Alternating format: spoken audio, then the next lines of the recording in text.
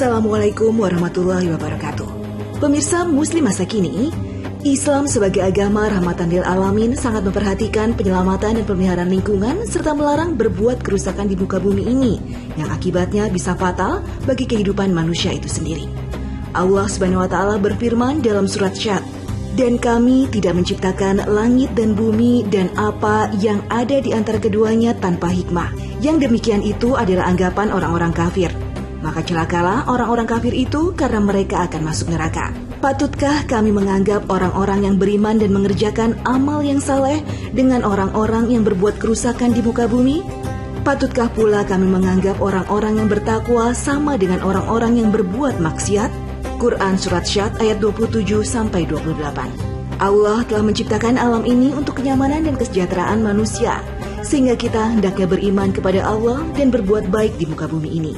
Berbuat baik di sini contohnya adalah menjaga bumi kita tetap bersih dan melestarikan serta menjaga alam dan sumber dayanya dengan sebaik-baiknya. Dan ingatlah ketika Musa memohon air untuk kaumnya. Lalu kami berfirman, "Pukullah batu itu dengan tongkatmu, lalu memancarlah daripadanya 12 mata air.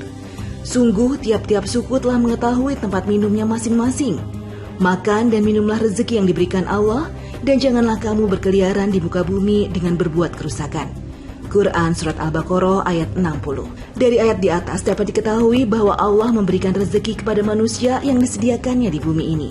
Manusia hanya tinggal mencari tahu bagaimana memanfaatkan apa yang ada di muka bumi ini untuk memenuhi keperluannya, dengan catatan bahwa manusia tidak merusaknya, hanya memanfaatkan dengan memeliharanya. Larangan merusak dan mengeksploitasi alam tanpa memperhatikan pemeliharaannya juga dinyatakan dalam Al-Quran Surat Ar-Rum. Telah nampak kerusakan di darat dan di laut disebabkan karena perbuatan tangan manusia, supaya Allah merasakan kepada mereka sebagian dari akibat perbuatan mereka, agar mereka kembali ke jalan yang benar. Katakanlah, adakanlah perjalanan di muka bumi dan perhatikanlah bagaimana kesudahan orang-orang yang terdahulu. Kebanyakan dari mereka itu adalah orang-orang yang persekutukan Allah. Quran Surat Ar-Rum ayat 41-42. Ayat tersebut dengan jelas menyatakan bahwa segala kerusakan di muka bumi ini adalah akibat ulah manusia, yang akibatnya akan kembali kepada manusia itu sendiri. Misalnya, sekarang manusia sudah bisa merasakan cuaca yang semakin panas akibat penggunaan sumber alam yang berlebihan. Belum lagi penggunaan bahan bakar minyak untuk industri dan transportasi yang mengeluarkan asap polusi sehingga dapat mempertipis lapisan ozon yang menyelimuti bumi. Jika tidak segera dihentikan, maka akibat dari kerusakan tersebut akan dirasakan semua penghuni bumi tanpa kecuali. Oleh karenanya, semua manusia hendaknya memikirkan bagaimana langkah penanggulangan penyelamatan lingkungan tersebut, bukan hanya mengandalkan usaha pemerintah. Sekeras apapun pemerintah berusaha dan memikirkan solusinya, tidak akan terlaksana tanpa dukungan masyarakat yang misalnya tetap membuang sampah ke sungai atau menggunakan plastik secara berlebihan. Untuk itulah disiplin diri dalam membuang sampah sangat penting. Dan hal inilah yang dicoba dilakukan oleh salah satu restoran di Jakarta Selatan ini. Ya, dengan prinsip ingin menjaga lingkungan tetap bersih dan mencoba menyelamatkan alam, restoran ini menerapkan sistem kebersihan yang patut dicontoh oleh restoran lainnya.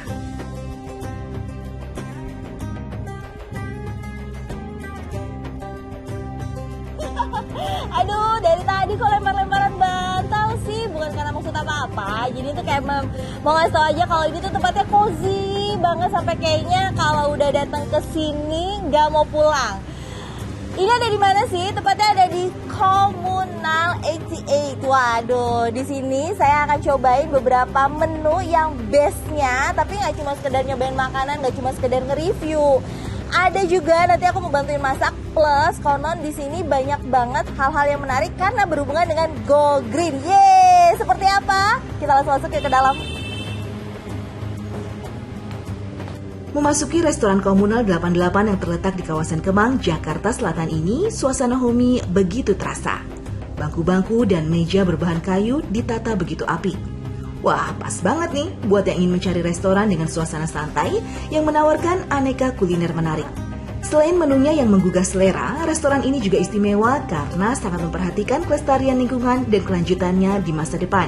Sang pemilik yang merupakan pencinta lingkungan menerapkan sistem pengelolaan bahan baku dan sampah di restorannya demi mengurangi karbon yang dihasilkan dari sampah.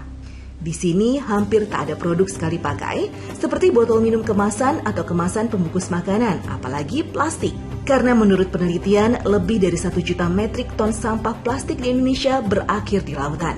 Sampah tersebut adalah sampah plastik yang berasal dari plastik bekas makanan, gelas atau botol air minum kemasan, sedotan, dan masih banyak lagi. Maka Komunal 88 berusaha mengurangi adanya sampah tersebut di lingkungannya. Semua minuman di sini disajikan dalam botol kaca yang disterilkan dan dapat digunakan kembali. Bagi yang datang dan ingin membawa makanannya pulang, disediakan pula tempat makan khusus yang bisa dipinjam dengan memberikan deposit. Jika selesai, wadah makanan tersebut bisa dikembalikan lagi ke restoran untuk mendapatkan pengembalian uang secara penuh. Wah, bayangkan pengurangan sampah jika lebih banyak restoran yang memulai program seperti ini. Halo Mbak Diana. Hai Mbak Reni, apa kabar? Baik. Ini aku langsung main duduk-duduk aja udah. Gak apa-apa Ya, benar belum disuruh. Ini karena saking pengen penasarannya, jadi aku tadi udah main-main di depan. Di depan itu kan tempatnya cozy banget sampai kayak nggak mau pergi gitu kalau udah ada di sini. Tapi pemirsa Muslimah Sakin ini pasti belum tahu sebenarnya konsep yang diusung dari resto ini sendiri tuh apa. Sebenarnya Komunal 88 itu mengusung konsep environmental friendly. Oke. Gitu. Jadi kita lebih mengutamakan eco-friendly gitu. Jadi kita tidak menggunakan segala sesuatu yang menggunakan plastik. Gitu. Karena kita tuh berpikir ya, setiap hari sampah itu kan sudah banyak Banget benar. Jadi kita nggak perlu nambah-nambah dan nggak seharusnya nambah-nambah. Jadi kita tidak hanya mengusung dari less plastik aja, tetapi dari bahan baku yang kita gunakan di sini, kita menggunakan yang sustainable, yang artinya berkelanjutan gitu. Jadi bahan baku, ingredient gitu kita hanya memakai yang fresh aja gitu. Iya. Terus tadi juga sempat yang go green sampai masalah sampah pun itu dipikirkan. Iya betul. Itu gimana maksudnya? Oke, jadi gini, kami bekerja sama dengan salah satu organisasi yang bernama Waste for Change. Gitu, di mana kita memisahkan 4 jenis sampah yang berbeda setiap harinya. Jadi di situ ada kategori organik, plastik, paper dan residu. Dan itu kita letakkan 4 bins yang berbeda di setiap ruangan, di setiap area di gitu. Setiap area. Dari komunal ini sampai lantai atas. Wow. Gitu. Jadi benar-benar kita harus segregate sampai benar-benar gitu. Ini di belakang aku melihat itu ada juga yang menarik sepertinya. Itu tentang kantong yang juga ada. Saya kayaknya pengen ke situ. Boleh nggak sih Mbak kita ke situ? Boleh banget. Boleh ya? Ya udah yuk kita jalan-jalan. Bisa masak ini ikutin kita ya. Istilah sampah mungkin sudah tidak asing lagi di telinga kita. Dan hal pertama yang terlintas adalah tumpukan sisa-sisa makanan atau limbah yang menimbulkan aroma tak sedap dan tidak enak dipandang oleh mata serta tidak berguna lagi. Pada dasarnya sampah adalah sisa-sisa benda atau barang yang tidak dibutuhkan lagi setelah proses pemakaian. Sampah merupakan material yang memiliki kandungan zat kimia berbahaya dan memiliki potensi untuk merusak segala hal yang ada di sekitarnya, termasuk pada lapisan atmosfer bumi. Berdasarkan sifatnya, sampah terbagi dua, yakni sampah organik atau sampah yang dapat diuraikan kembali melalui proses alamiah. Contohnya daun-daunan, ranting, sayur-sayuran, dan masih banyak lagi. Yang kedua, sampah anorganik atau sampah yang tidak dapat diuraikan lagi oleh alam. Contohnya plastik, botol, kaleng, dan lainnya. Keberadaan limbah organik belakangan sudah banyak dimanfaatkan oleh masyarakat untuk dibuat kerajinan yang memiliki nilai jual tinggi.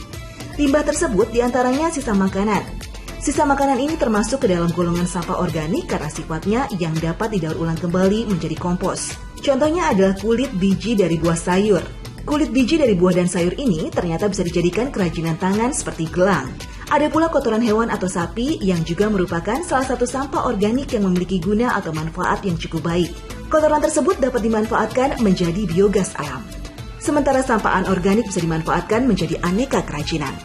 Di antaranya adalah memanfaatkan botol bekas untuk dijadikan lampu hias, kemudian botol bekas plastik yang disulap menjadi aneka tempat serbaguna, mulai dari tempat pensil, pot bunga, hingga aneka hiasan yang cantik dan lucu. Selain itu, kardus bekas juga bisa dikreasikan menjadi vas bunga serbaguna. Dan limbah yang paling banyak kita temui yang sekilas tak berguna seperti puntung rokok ternyata juga bisa disulap menjadi kerajinan unik. Contoh kerajinan limbah anorganik lainnya juga bisa dilihat di restoran ini. Di antaranya adalah tas belanja yang terbuat dari jaring bekas dan juga kantung bekas semen. Aduh, ini nih yang dari tadi. Tadi kan kita duduk di sisi sana tuh. Udah menarik perhatian banget nih yang ini. Ini tuh apa sih Mbak? Ini tas belanja.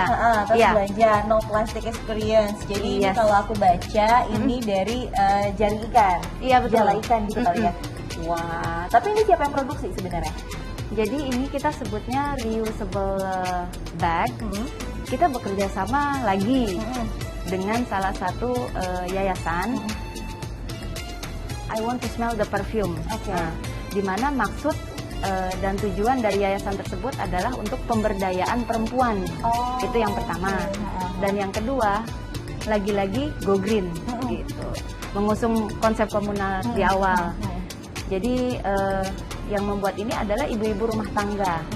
Ini bisa ambil ya. Iya. Kalau dilihat dari fungsinya juga yang emang sekarang kan kita udah harus berusaha untuk no plastik sama sekali. Kembali ke go green tapi dengan packaging kayak gini modis loh ini gitu. Jadi kayaknya worth it lah dengan harga 150.000 dan ini juga ternyata resto ini nggak ngambil keuntungan sama sekali ya? Iya betul. Nah itu dia, semuanya langsung diberikan ke yang membuat.